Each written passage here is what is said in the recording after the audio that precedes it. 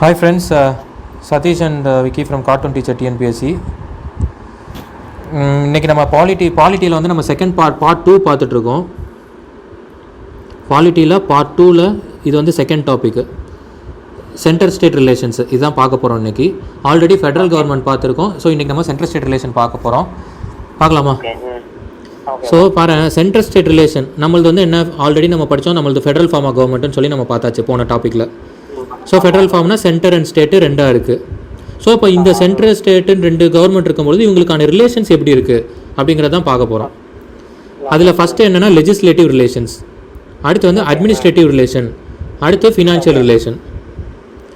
So judicial relation வந்து applicable ஆகாது, ஏன்னா அது தனி அது. ஸோ நம்மளோட ஜுடிஷரியே எப்படி இருக்குது, இன்டகிரேட்டட் அண்ட் இண்டிபெண்டன்ட் ஜுடிஷரி. அதுக்கும் இதுக்கும் சம்மந்தம் கிடையாது. Supreme court, high court, district court, sessions கோர்ட்டுன்னு சொல்லி அதெல்லாம் தனியாக போயிடும். சரி, அதுக்கும் இதுக்கும் சம்மந்தம் கிடையாது. ஸோ இதை மட்டும் தான், இந்த 3 ஆங்கிள் தான் நம்ம பார்க்க போகிறோம். ஸோ இப்போது லெஜிஸ்லேட்டிவ் ரிலேஷன் ஃபஸ்ட்டு ஆர்டிகல் 245 255 வரைக்கும் part 11 of the constitution. So இதுதான் அதோட கான்ஸ்டியூஷனில் ப்ரொவிஷன்ஸ் வந்து எதில் இருக்குன்னா இந்த ப்ரொவிஷன்ஸு. இப்போ ஃபஸ்ட்டு என்னென்னா டெரிட்டோரியல் எக்ஸ்டென்ட்டு. அப்படின்னா என்ன அப்படின்னா, டெரிட்டரி பேஸ் பண்ணு பார்லிமெண்ட் வந்து லாஸ் எனாக்ட் பண்ணலாம். எங்கே ஒரு கண்ட்ரி முழுவதாகவும் அவங்க கொண்டு வர முடியும், இல்லை ஒரு குறிப்பிட்ட பகுதிக்கு மட்டும் கூட அவங்களால கொண்டு வர முடியும். இதுதான் வந்து அதான் first point. Parliament can make laws for the whole or any part of the territory of India. சரியா? ஸோ இதே தான் சிமிலர் டு ஸ்டேட்டுக்கும் அதே மாதிரி ஸ்டேட்டு எங்கே வேணாலும் கொண்டு வர முடியும், அந்த ஸ்டேட்டுக்குள்ளே இல்லை குறிப்பிட்ட ஒரு பகுதிக்கும் கொண்டு வந்துக்கலாம். அதான் செகண்ட் பாயிண்ட்டு. தேர்டு பாயிண்ட் தான் முக்கியம், எக்ஸ்ட்ரா டெரிட்டோரியல் லெஜிஸ்லேஷன். அப்படின்னா என்ன அர்த்தம்னா, இந்தியாவை தவிர வெளியிடங்களில் சிட்டிசன்ஸ் இருப்பாங்க இல்லையா, இந்தியன் சிட்டிசன்ஸு, அவங்க ப்ராப்பர்ட்டி அக்வயர் பண்ணியிருப்பாங்க இல்லையா, ஸோ அவங்களையும் இது சேரும் அப்படிங்கிறாங்க. புரியுதுல்ல? ஸோ அடுத்து பாரு, செகண்ட் டிஸ்ட்ரிபியூஷன் ஆஃப் சப்ஜெக்ட்ஸ். இது வந்து 7th ஸ்கெடியூலில் இருக்குது. சரியா? 7th schedule union list, state list, concurrent list 3 லிஸ்ட்டாக பிரிக்கிறாங்க. இது நம்ம ஆல்ரெடி பார்த்தோன்னா 1935 ஆக்ட்லேயே நம்ம படிச்சிருப்போம். அங்கேயே வந்து 59, 54, 36ன்னு பிரிச்சிருப்பாங்க, union list, state list, concurrent லிஸ்ட்டுன்னு. ஸோ இது வந்து before independence based on 1935 act. இது வந்து ஆஃப்டர் இண்டிபெண்டன்ஸு நமக்கு இப்போ இருக்கிற கரண்ட் பார்த்தோன்னா இதுதான் 100, 97, 61, 66, 52, 47. இதில் 100ங்கிறது இப்போ கரண்ட்டு, 97ங்கிறது ஓல்டு. சரியா? இதுதான் அது. இப்போது இதில் இது புக்கு படி பார்த்தோன்னா 100 தான் கொடுத்துருக்கு. பட்டு கரண்ட்டாக வந்து இப்போது அப்டேட்டட் வெர்ஷனில் 98 தான் வந்து சொல்லியிருக்கு. சரியா? ஸோ ஆப்ஷன்ஸ் பேஸ் பண்ணி பார்த்து போட்டுக்கணும். 2 அமெண்ட் பண்ணியிருக்காங்க. பட் ஆனால் சம்டைம்ஸ் புக்கில் எப்படின்னா கொஸ்டின் பேப்பர் எப்படின்னா கீ வந்து புக்கில் இருக்கிறத கொடுத்துருவாங்க. ஸோ அதனால் ஆப்ஷனை பார்த்து போட்டுக்கோ, 100 or 98. ஸோ இப்போது உதாரணத்துக்கு யூனியன் லிஸ்ட்லாம் பார்த்தீங்கன்னா டிஃபென்ஸு, பேங்கிங்கு, கரன்சிஸு, இதெல்லாம் வந்து அவங்க மட்டும்தான் லாஸ் எனாக்ட் பண்ண முடியும். இதே பாரு, ஸ்டேட் லிஸ்ட்டுக்கு எக்ஸாம்பிள் பாரு, போலீஸு. நம்ம நேற்று கூட படித்தோம், போலீஸ் ரீஃபார்ம் கமிஷன் பார்த்தோம். ஸோ போலீஸ்லாம் வந்து ஸ்டேட் லிஸ்ட்டில் தான் இருக்கும்.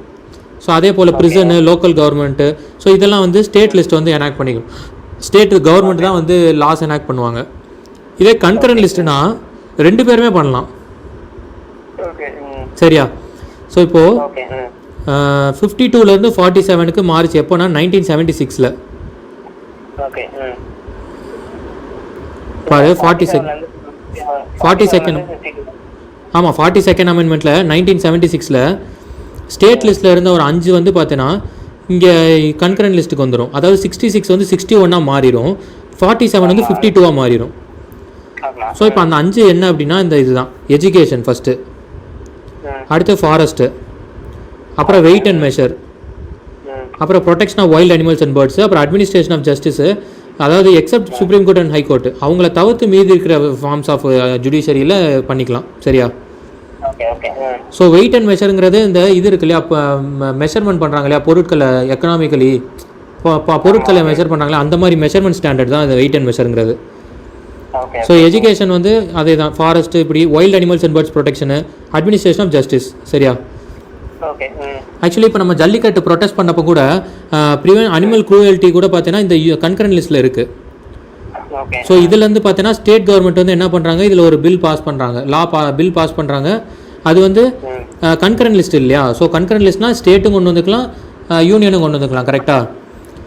ஸோ இப்போ கன்கரண்ட் லிஸ்ட்டில் இங்கே இருக்கிறனால அந்த ஜல்லிக்கட்டு ப்ரொட்டஸ்ட் அப்போ என்ன ஆச்சு அப்படின்னா ஸ்டேட் கவர்மெண்ட் ஒரு பில் பாஸ் பண்ணுறாங்க, அது நேராக பிரசிடென்ட் கிட்ட அசென்ட்டுக்கு போகுது, பிரசிடென்ட் அசென்ட் கொடுத்துட்டாங்க. ஸோ அந்த இது வந்து ஆக்டாக மாறிடுச்சு, அது ஓகே பண்ணாங்க, நம்ம ஜல்லிக்கட்டு நடத்திட்டோம். அதுக்கப்புறம் இன்கேஸ் இப்போது ப்ரெசென்ட் அசென்ட் கொடுக்குறாங்க, அதுக்கப்புறம் யூனியன் கவர்மெண்ட் என்ன பண்ணுது, அது வந்து இல்லை அது வேணான்னு சொல்லி மாற்றிடுச்சுன்னா அது அப்போ இன்வாலிட் ஆயிரும்.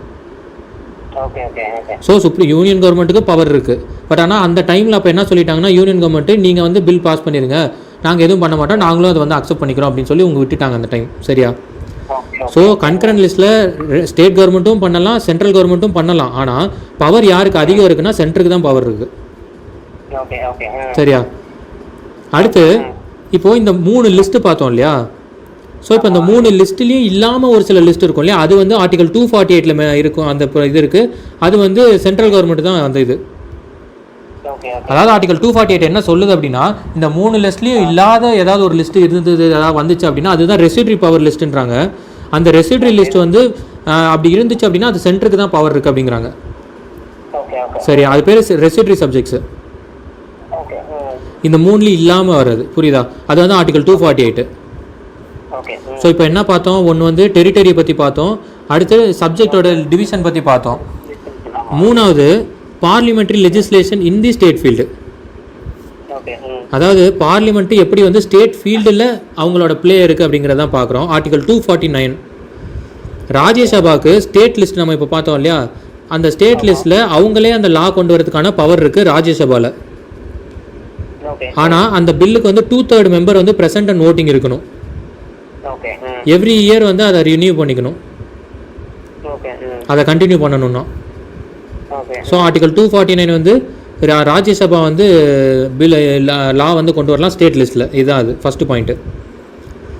Second point, during national emergency article 352 இருக்கு இல்லையா, டியூரிங் நேஷனல் எமர்ஜென்சி அப்போது பார்லிமெண்ட் வந்து ஸ்டேட்டுக்கும் லா எனாக்ட் பண்ணலாம். ஆனால் அந்த லா வந்து ஒன்ஸ் வந்து நேஷனல் எமர்ஜென்சி ஃபார் எக்ஸாம்பிள் இந்த மந்த்து வந்து ஓகே இதோட க்ளோஸ் பண்ணிடுறோம்னு சொல்லி நேஷனல் எமர்ஜென்சி சொல்லிட்டாங்கன்னா இந்த மந்த்லேருந்து 6 months அது வரைக்கும் தான் அவங்க கொண்டு வந்து இந்த லாஸ்லாம் வேலிடாக இருக்கும், அதுக்கப்புறம் அது வந்து இன்வேலிட் ஆயிரும். புரியுதுல்ல? இல்லை ஏதாவது டவுட் இருக்கா? இல்லை ஓகே புரியுது. ஆக்சுவலாக வந்து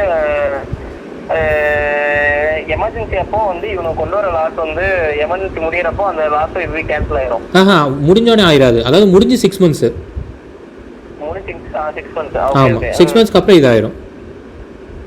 ஓகே, அவ்வளோதான். அடுத்து பாரு, இதே இப்போ ஒரு ஸ்டேட்டை ரெக்வஸ்ட் பண்ணுதுன்னு வச்சுக்கோ, எங்களுக்கு வந்து ஒரு சில இதில் வந்து நீங்கள் பண்ணி கொடுங்க அப்படின்னா அப்போ ஸ்டேட்டை ரெக்வஸ்ட் பண்ணும் பட்சத்துலேயும் அவங்க பண்ணலாம். அதுக்கு அப்படி வந்த எக்ஸாம்பிள்ஸ் தான் இந்த கீழே இருக்குது பாரு. ப்ரைஸ் காம்படிஷன் ஆக்ட் 1955, அப்புறம் வைல்ட் லைஃப் ப்ரொடெக்ஷன் வந்து 1972, அப்புறம் வந்து வாட்டர் ப்ரிவென்ஷன் ஆக்ட் இருக்கு இல்லையா, கண்ட்ரோல் 1974.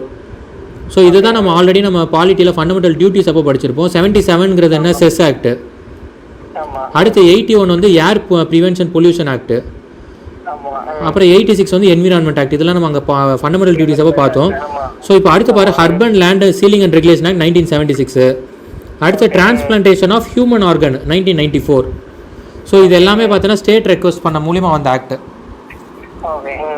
இதே ஒரு சில சமயம் இப்போ பார்த்தீங்கன்னா இன்டர்நேஷ்னல் அக்ரிமெண்ட் ரெலவெண்ட்டாக இருக்குன்னு வச்சுக்கோ, அப்போ வந்து அப்பயும் வந்து பார்த்தீங்கன்னா அந்த ஸ்டேட் பார்லிமெண்ட் வந்து எனாக்ட் பண்ணலாம். சரி, அப்படி வந்ததுல தான் இந்த கீழே இருக்கிற act, anti hijacking, Geneva convention, அப்புறம் united nation privileges and immunities act. So இதெல்லாம் இதுக்கு உதாரணம். சம்டைம்ஸ் இன்டர்நேஷனல் ரெலவெண்ட்டாக அக்ரிமெண்ட் சைன் பண்ணுறது ஏதாவது ஒரு இன்டர்நேஷனல் ஆர்கனைசேஷனாக இருக்கட்டும், இல்லை ஒரு இன்டர்நேஷனல் வேறு ஏதாவது அதர் கண்ட்ரிஸாக இருக்கட்டும். ஸோ அப்படிங்கலாம் இருக்கும் பொழுது இது பண்ணிக்கும் போது இது பண்ணிக்கலாம். சரியா? அப்போ பார்லிமெண்ட் வந்து இன்வால்வ் ஆவாங்க. அடுத்து பாரு, பிரசிடென்ட் ரூல். பிரசிடென்ட் ரூல்னால் என்ன, ஆர்டிகல் 356. இதுவும் நான் அந்த எமர்ஜென்சியில் ஒன் ஆஃப் தி இது தான். ஸோ பிரசிடென்ட் ரூலில் அப்போ என்ன ஆகுனா அப்பயும் அவங்க லா எனாக்ட் பண்ணலாம். ஆனால் இந்த லா வந்து என்ன பண்ணலாம் அப்படின்னா, அங்கே நம்ம என்ன பார்த்தோம், நேஷனல் எமர்ஜென்சியில் 6 monthsக்கு அப்புறம் சீஸ் ஆயிரும் இல்லையா, இங்கே வந்து சீஸ் ஆகாது, இருக்கும். ஆனால் இவங்க வந்து சேஞ்ச் பண்ணிக்கணும்னா பண்ணிக்கலாம், இல்லை கண்டினியூ பண்ணாலும் பண்ணிக்கலாம், இல்லை அது என்ன வேணாலும் பண்ணிக்கலாம், சிம்பிளாக சொல்லணும்னா. புரியுதா? ஸோ அவ்வளோ, அதுதான் இதுக்கும் உள்ள டிஃப்ரென்ஸ். அது வந்து கம்ப்ளீட்டாக இன்வாலிட் ஆயிரும். ஆனால் இங்கே வந்து பிரசிடென்ட் ரூலில் பார்த்தோன்னா இவங்க எனாக்ட் பண்ண லாஸு இருக்கும், பட் ஆனால் அதை நீ டெலிட் வேணாலும் பண்ணிக்கலாம், இல்லை வந்து நீ அதை அமெண்ட் பண்ணிக்கலாம், இல்லை வந்து அதை கண்டினியூ பண்ணிக்கலாம். அது இன்னொரு இஷ்டம், அந்த வர கவர்மெண்ட்டோட இஷ்டம் அது. Okay okay. புரியுதுல்ல? புரியுது புரியுது. ஸோ அடுத்து பாரு, fourth topic, fourth point, centre control over state legislation. அதாவது தேர்டு பாயிண்ட் என்ன பார்த்தோம்னா, எப்படி பார்லிமெண்ட்டு ஸ்டேட்டில் வந்து ஸ்டேட் லிஸ்ட்டில் லா எனாக்ட் பண்ணுறாங்கன்றதை பார்த்தோம். இப்போ என்ன ஆகுதுன்னா, ஸ்டேட் வந்து ஒரு லா பாஸ் பண்ணுது, ஒரு பில்லை கொண்டு வராங்க. ஆனால் அந்த கொண்டு வர பில்லை எப்படி சென்டர் கண்ட்ரோல் பண்ணுதுங்கிறது தான் இப்போ பார்க்க போகிறோம். அதாவது கவர்னர் வந்து இப்போ ஒரு உதாரணத்துக்கு ஒரு பில்லு வந்து ஸ்டேட் கவர்மெண்ட்டில் அசம்பிளியில் பாஸ் பண்ணுறாங்க. அந்த பில்லை வந்து governor can reserve certain type of bill for president consideration. அப்போ என்ன பண்ணிடுவாங்க, அது வித்ஹோல்ட் பண்ணி அதை நேராக பிரசிடென்ட் கிட்ட அனுப்பிச்சிடுவாங்க. ஸோ அப்போ அது பெண்டிங் ஆயிரும், லாங் ஸ்டாண்ட் ஆயிரும். அது அப்படியே அப்புறம் பிரசிடென்ட் அப்ரூவல் ஆகி தான் திரும்பி வரணும். ஸோ அதுலேயுமே பிரசிடென்ட் ஒன்ஸ் அதை ரிஜெக்ட் பண்ணிட்டு அனுப்பிச்சிட்டாருன்னா அது திரும்பி அப்ளை அனுப்பவும் முடியாது பிரசிடென்ட்டுக்கு. ஸோ இதெல்லாம் வந்து நம்ம பில்லை பற்றி நம்ம டீட்டெயிலாக படிப்போம், அப்போ பார்த்துக்கலாம். ஒரு உதாரணத்துக்கு இப்போ தெரியணும்னு வச்சுக்கேன், இது சும்மா ஒரு உதாரணத்துக்கு தான் சொல்கிறேன். இப்போ வந்து 7.5% ரிசர்வேஷன் வந்து கவர்மெண்ட் ஸ்கூலில் வந்து நீட் எக்ஸாமுக்கு வந்து கவர்மெண்ட் ஸ்கூல் ஸ்டூடெண்ட்ஸ் கொடுக்கணும்னு சொல்லி இப்போ பில் பாஸ் பண்ணியிருக்காங்க. அந்த பில்லு வந்து இப்போ கவர்னர் கிட்ட தான் இருக்குது. அப்போசிஷன் பார்ட்டியும் நாங்கள் சப்போர்ட் பண்ணுறோம் அப்படின்னு சொல்லி இப்போ இன்னைக்கு சொல்லியிருக்காங்க. பட் இதுக்காக இல்லை, ஒரு உதாரணத்துக்காக சொல்லி இப்போ இன்கேஸ் இந்த கவர்னர் வந்து அது பிரசிடென்ட்டுக்கு ரிசர்வ் பண்ணிட்டாங்கன்னு வச்சுக்கோ, அப்போ அது இன்னும் எக்ஸ்டெண்ட் ஆகி போயிடும். அங்கே பிரசிடென்ட் ரிஜெக்ட் பண்ணுறாரா இல்லையாங்கிறது அங்கே அடுத்த பிரச்சனை. சரியா? இந்த பில்லை பண்ண முடியுமாங்கிறது சொல்ல வரல, ஒரு உதாரணத்துக்காக சொல்கிறேன். ஸோ அதுலேயும் சர்டைன் டைப்ஸ் ஆஃப் பில்ஸ் தான், எல்லாமே அப்படி பண்ண முடியாது, சர்டைன் டைப் ஆஃப் பில்ஸ்க்கு மட்டும்தான். அடுத்து பாரு, second, bills on certain matters can be introduced in state legislature only with the prior recommendation of the president. ஒரு சில இதில் பார்த்தீங்கன்னா சர்க்கம்ஸ்டன்சஸில் பிரசிடென்ட்டோட ரெக்கமெண்டேஷன் இருந்தால் தான் இங்கே இன்ட்ரோடியூஸே பண்ண முடியும் அப்படிங்கிறது தான் ஒரு இது.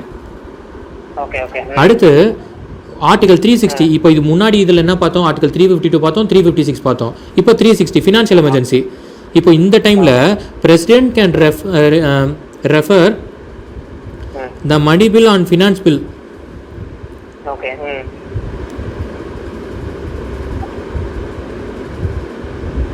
அதான் பிரசிடென்ட் வந்து can refer the money bill லெஜிஸ்லேச்சரில் பாஸ் பண்ணுறது. புரியுதா? ஸ்டேட் அசம்பிளி, லெஜிஸ்லேச்சர்னா என்ன, ஸ்டேட் அசம்பிளி.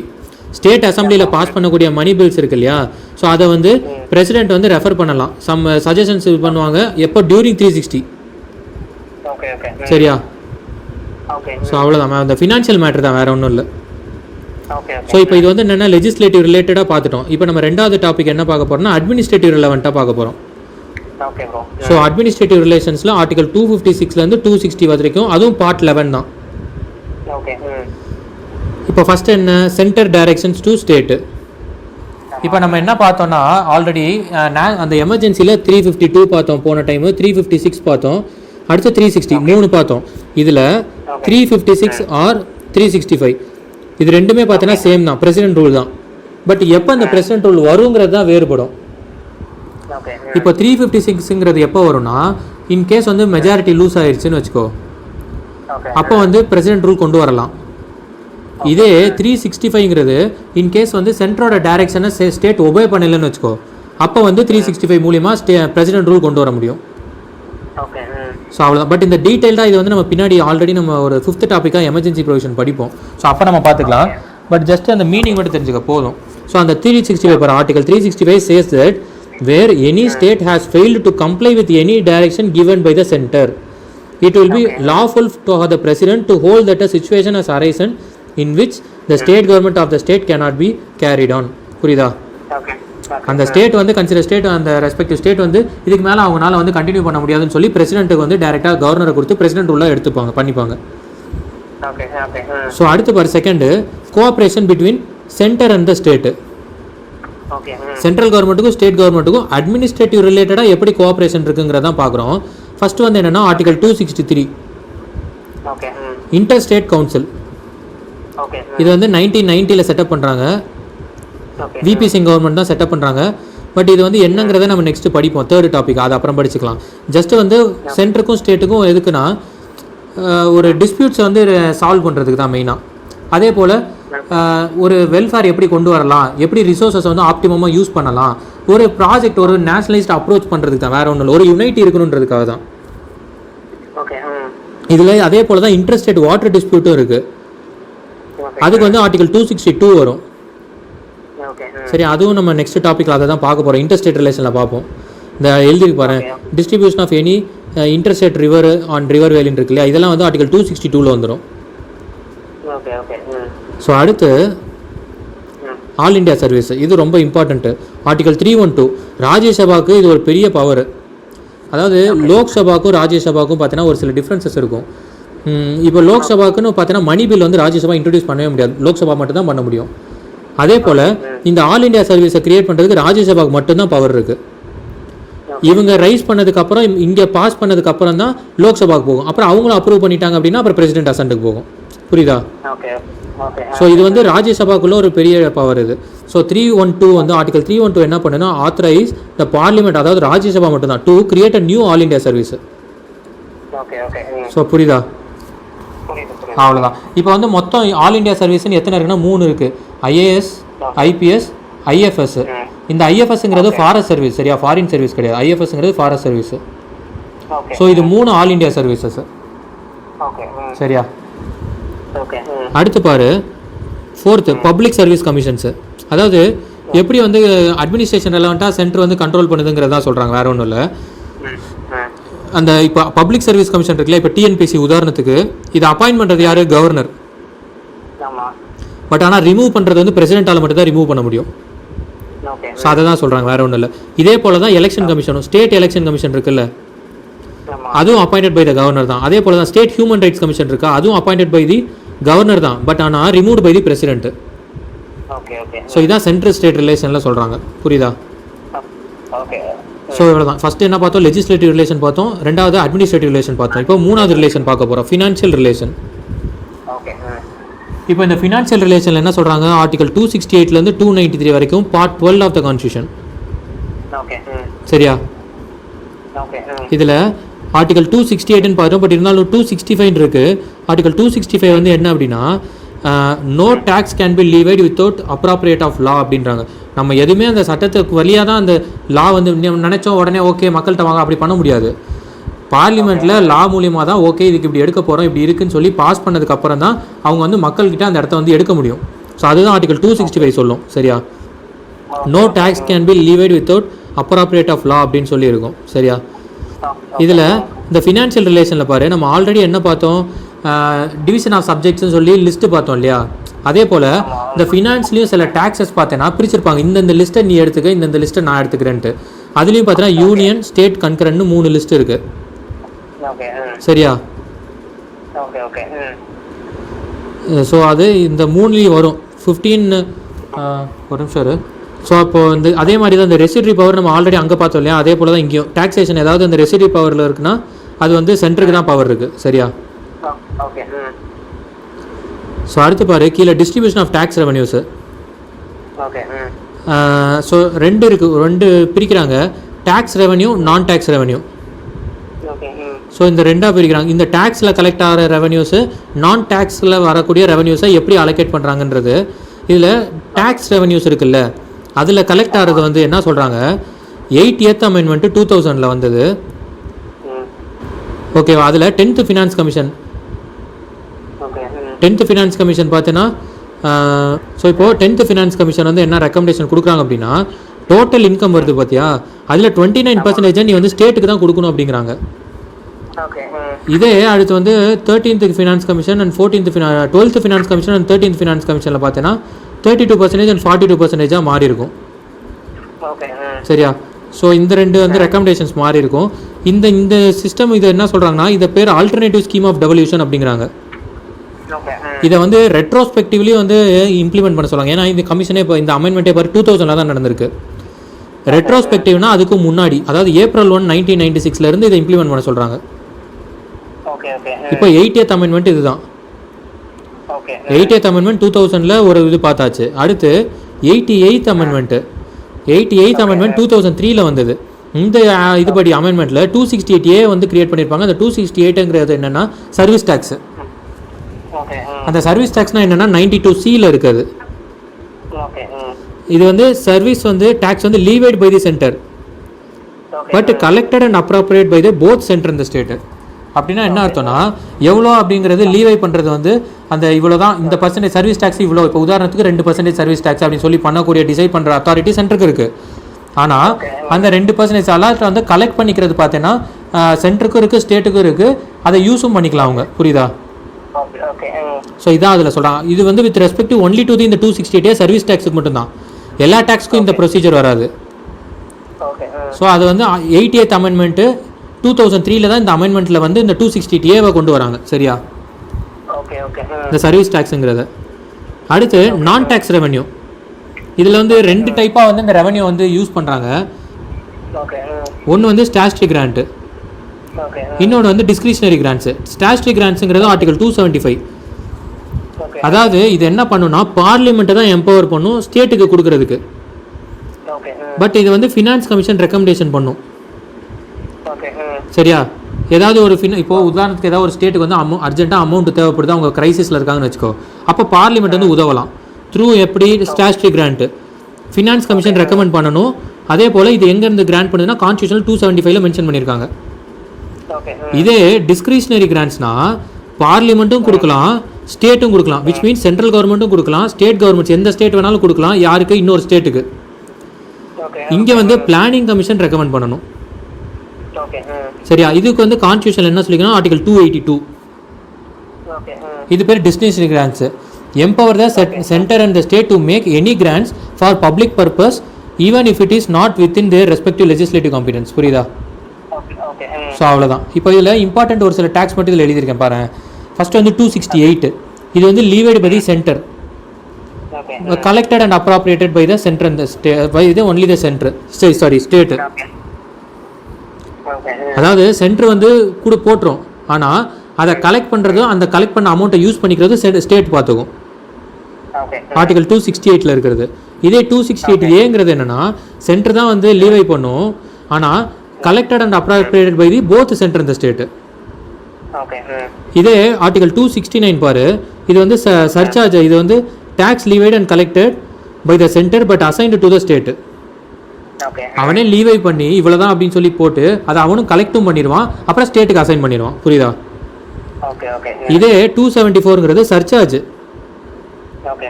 புரியுதா? ஸோ இது வந்து பார்த்தீங்கன்னா certain duties and taxes for union பர்பஸஸ்க்கு தான் இது. சரி, ஆர்டிகல் 271 சர்சார்ஜஸ். அடுத்து பாரு, ஒரு இம்பார்ட்டன்ட் இது. ஆக்சுவலி நியூஸ் பேப்பர் வந்து கன்கரண்ட் லிஸ்ட்டில் இருக்கும், ஆனால் கூட டேக்ஸ் வந்து சென்டருக்கு தான் போகும். இதே ஸ்டேட்டுக்கு வந்து இம்பார்ட்டன்ட் டேக்ஸ் பார்த்தீங்கன்னா சேல்ஸ் டேக்ஸ். ஸோ கொஸ்டினில் கூட கேட்கலாம் சேல்ஸ் டேக்ஸ் வந்து யார் எடுப்பா அப்படின்ட்டு. அது வந்து ஸ்டேட் இதில் தான் இருக்குது. அதே போல் நியூஸ் பேப்பர் வந்து கன்கரண்ட் லிஸ்ட்டில் இருந்தால் கூட அந்த டேக்ஸ் வந்து சென்ட்ரல் கவர்மெண்ட்டுக்கு தான் போகும். சரி, இப்போ வந்து நம்ம கம்ப்ளீட்டாக சென்டர் ஸ்டேட்டுக்கான ரிலேஷன்ஸ் பார்த்துட்டோம். 3 ரிலேஷன் பார்த்தோம், legislative relation, administrative relation, financial relation. இப்போது இந்த ரிலேஷன்ஸ் வந்து இப்போ மாற்றணும், இதில் ஏதாவது இம்ப்ரூவ் பண்ணணும், இன்னும் வந்து பத்தலை, ஸ்டேட்டுக்கு வந்து பத்தலை, அப்போ இன்னும் ஸ்டேட்டுக்கு வந்து இன்னும் கொஞ்சம் பவர் கொடுக்கலாமா இல்லை கம்மி பண்ணணுமா அப்படின்னு சொல்லி சில கமிட்டிஸ் அப்பாயிண்ட் பண்ணுவாங்க. யார்? Both centre and state. சரியா? இப்போ அப்படி என்னென்ன கமிட்டிஸ் அப்பாயிண்ட் பண்ணியிருக்காங்கன்றது பார்த்துடலாம். ஃபஸ்ட்டு சென்டர் ஸ்டேட் ரிலேஷன் கமிட்டியில் பார்த்தா இது appointment by the central government. First ARC, administrative reform commission. ஏஆர்சிங்கிறது அட்மினிஸ்ட்ரேட்டிவ் ரீஃபார்ம் கமிஷனு 1966 அப்பாயிண்ட் பண்ணுறாங்க. மொரார் தேசாய் தான் சேர்மன். அதுக்கப்புறம் அனுமந்தையா வந்து கண்டினியூ பண்ணியிருப்பார். இதை ஸ்டடி பண்ண டீம் வந்து யாருன்னா எம்சி செட்டில்வர்டு. ஸோ இது ஃபஸ்ட்டு ஏஆர்சி ரெக்கமெண்டேஷன். அடுத்து Sarkaria commission second. Actually RS Sarkaria தான் அவரோட இனிஷியல், ரஞ்சித் சிங் சர்காரியா. இதுவே ஒரு டைம் கொஸ்டினில் கேட்டிருந்தாங்க. ஆர்எஸ்ங்கிறது ரஞ்சித் சிங் சர்காரியா, ராம் சிங் சர்காரியா, அப்படி மாதிரி ஆர்எஸ்ஸே கன்ஃபியூஸ் பண்ணிட்டாங்க. புரியுதா? ஆக்சுவலி அது வரைக்குமே பார்த்தோன்னா நிறைய பேர் பார்த்தீங்கன்னா இந்த ஆர்எஸ் படிச்சிருக்க மாட்டாங்க. பொதுவாகவே எப்படி காமனாக படிப்பாங்கன்னா ஆர்எஸ் சர்காரியா கமிஷன் தான் படிப்பாங்க. பட் ஆனால் அந்த டைம் கொஸ்டினில் ரஞ்சித் சிங்கை ஃபுல் ஃபார்ம் கேட்டாங்க. சரியா? ஸோ இது ஆர்எஸ்ங்கிறது ரஞ்சித் சிங் சர்காரியா. ரிப்போர்ட் வந்து 1987 சப்மிட் பண்ணுவாங்க. இதில் நிறையா ரிப்போர்ட் கொடுத்துருப்பாங்க. அதில் முக்கியமானது பார்த்தீங்கன்னா இன்டர்ஸ்டேட் கவுன்சில். இந்த கவுன்சிலோட ரெக்கமெண்டேஷன் படி தான் பின்னாடி வந்து 1990 விபி சிங் கவர்மெண்ட் வந்து ஆர்டிகல் 263 வந்து எஸ்டாப்ளிஷ் பண்ணி இப்போ இதுக்காக கான்ஸ்டியூஷனல் பாடியாக கிரியேட் பண்ணியிருப்பாங்க. புரியுதா? அடுத்து பாரு, செகண்ட் ஏஆர்சி கமிஷன் 2005 செட்டப் பண்ணியிருப்பாங்க. ஏஆர்சினா administrative reform commission. Veerappa Moily அவர் தான் சேர்மனு. அப்புறம் லேட்டராக வந்து ராமச்சந்திரன் இவர் கண்டினியூ பண்ணியிருப்பார். ஸோ அடுத்து ஃபோர்த்து புஞ்சி கமிஷன் 2007 பண்ணியிருப்பாங்க. 2010 ரிப்போர்ட் சமிஷனு. புஞ்சி கமிஷன்றது என்னென்னா மதன் மோகன் புஞ்சி தான் அவரோட full name. Chief justice, farmer chief justice. இவர் வந்து முக்கியமாக நிறையா சொல்லியிருப்பாரு. பட் இதில் ரொம்ப முக்கியம் என்னன்னா கோஆப்ரேட்டிவ் ஃபெடரலிசமும் இவர் சொல்லியிருப்பாரு. ஓகே. அதில் சொல்கிறவர் will be the key for sustaining India's unity integrity and social and economic டெவலப்மெண்ட்டுக்கு கோஆப்ரேட்டிவ் ஃபெடரலிசமாக இருக்கணும். அதாவது 2 பேரும் கோஆப்ரேட் பண்ணி செயல்படணும். ஒருத்தர் வந்து தனிச்சையாக பவர் அதிகமாக வச்சுக்கிட்டா சரியாக இருக்காது அப்படிங்கிறாரு. இதெல்லாம் சென்ட்ரல் அப்பாயின்ட் பண்ண கமிட்டிஸ். இப்போது ஸ்டேட் அப்பாயின்மெண்ட் பண்ண கமிட்டிஸ் பார்க்கணும். அதில் ஃபஸ்ட்டு கமிட்டி பார்த்தீங்கன்னா தமிழ்நாடு அப்பாயின்ட் பண்ண கமிட்டி தான் பிவி ராஜமன்னார் கமிட்டி. 1969 அப்பாயின்ட் பண்ணுறாங்க, 1971 ரிப்போர்ட் பண்ணுறாங்க. பட் ஆனால் இந்த ரிப்போர்ட்டை கம்ப்ளீட்டாக சென்டர் இக்னோர் பண்ணிடுவாங்க. இதில் நிறையா வந்து பார்த்தீங்கன்னா ஸ்டேட்டுக்கு அதிக பவர், அதாவது இந்த ஆல் இண்டியா சர்வீஸே இருக்கக்கூடாதுன்னு சொல்லிடுவாங்க. அதில் ரெக்கமெண்டேஷனில் ஸ்டேட்லேயே போஸ்டிங் கிரியேட் பண்ணி ஸ்டேட்லேயே அப்பாயிண்ட் ஆகிக்கணும், ஆல் இண்டியா சர்வீஸ்னே ஒன்று இருக்கக்கூடாது அப்படின்லாம் சொல்லியிருப்பாங்க. அது ஒன் ஆஃப் த ரெக்கமெண்டேஷனாக சொல்கிறேன். ஒரு எக்ஸாம்பிளுக்கு இவங்க கொடுத்த ரெக்கமெண்டேஷனை கம்ப்ளீட்லி இக்னோர் பண்ணிடுவாங்க. அடுத்து பாரு அனந்த்பூர் சாஹிப் ரெசல்யூஷன் 1973. இது வந்து அனந்த்பூர் சாஹிப்னா என்னன்னா அது ஒரு பிளேஸ் பஞ்சாபில், அனந்த்பூர் அப்படிங்கிறது. அந்த பிளேஸில் பண்ணதான் அகாலிதால் இருக்காங்க இல்லையா, அவங்க கொண்டு வந்த ஒரு இதுதான் அது. சரியா? ஸோ அடுத்து பாரு, இது ரொம்ப இம்பார்ட்டன்ட் இல்லை. இப்போ இவங்களும் பார்த்தீங்கன்னா ஒரு சில ரெக்கமெண்டேஷன்ஸ் கொடுத்துருப்பாங்க. பட் அது ரொம்ப முக்கியம் இல்லை, இது ரொம்ப முக்கியம் இல்லை. மெயினாக இப்போ அனந்த் சாஹிப் ரெசல்யூஷன் எப்போ 1973 இயர் தான் முக்கியம். அதே பாரு இன்னொரு வெஸ்ட் பெங்கால் மெமோரண்டம் சொல்லி 1977 கொண்டு வந்தாங்க. ஸோ இதுவும் முக்கியம், இம்பார்ட்டன்ட் தான். சரி, அந்த இதை மட்டும் பார்த்துக்கணும். இப்போ அதில் பாரு அவங்க ரெக்கமெண்ட் பண்ண சில லிஸ்ட் எடுத்து எழுதியிருக்கு பாரு. யூனியன் டு ஃபெடரல்னு மாற்றணும் அப்படிங்கிறாங்க. நம்ம ஆல்ரெடி ஃபெடரேஷனாலே என்ன மீனிங்னு பார்த்தோம், ஒரு அக்ரிமெண்ட் மாதிரி. ஸோ அப்போ என்ன இன்னும் வந்து ஸ்டேட்டுக்கு ஒரு பவர் அதிகமாக இருக்கும். ஸோ அந்த மாதிரி இருக்கணும். யூனியன் லிஸ்ட்டை ரெடியூஸ் பண்ணணும். ரெசிடரியை வந்து ஸ்டேட்டுக்கிட்ட கொடுக்கணுங்கிறாங்க. நம்ம என்ன ரெசிடரி சென்டரில் பார்த்தோம் இல்லையா, ஸோ இங்கே ரெசிடரியை ஸ்டேட்டுக்கிட்ட கொடுக்கணும். ஸோ அதே போல் 356 357 ரிப்பீல் பண்ணிடணும். அதான் பிரசிடென்ட் ரூலர். ஸோ இந்த மாதிரி சொல்கிறாங்க. இதெல்லாம் நீ ரீட் பண்ணிக்கோ. சரியா? இதெல்லாம் ரொம்ப இம்பார்ட்டன்ட் இல்லை, ஜஸ்ட் ரீட் பண்ணிக்கோ. நமக்கு எங்கே இம்பார்ட்டன்ட்னா வெறும் இயர் தான் முக்கியம். இதில் மெயின்ஸ் படிக்கும்போது நம்ம டீட்டெயிலாக பார்த்துக்கலாம். பட் இப்போதைக்கு இது போதும். ஆனால் ஜஸ்ட் ரீட் பண்ணிக்க. சரியா? அடுத்து பாரு வெங்கடாச்சலயா கமிஷன். இது ஒரு இம்பார்ட்டன்ட் கமிஷன். இது பேர் என்னன்னா NCRWC அப்படின்னு சொல்லுவாங்க. அப்படின்னா என்னன்னா national commission to review working of the constitution. Constitution வந்து எப்படி இருக்குது, ஏன்னா 1950 நம்ம நடைமுறை கொண்டு வரோம்.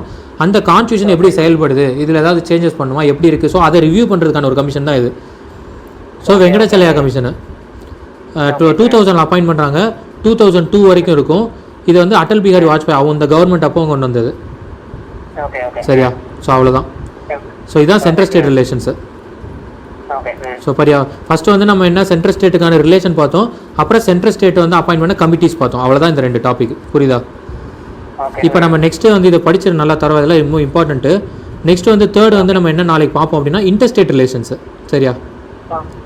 ஸோ இதை வந்து நாளைக்கு நம்ம பார்த்தலாம், இன்டர்ஸ்டேட் ரிலேஷன்ஸு. ஸோ இதை படிச்சிரு. சரியா? புரியுது இல்லை? ஏதாவது டவுட் இருக்கா? படி, நாளைக்கு நம்ம ஏதாவது டவுட்னா சொல்லு. சரியா? ஓகே சரி, படி, நாளைக்கு நம்ம பார்க்கலாம். பை.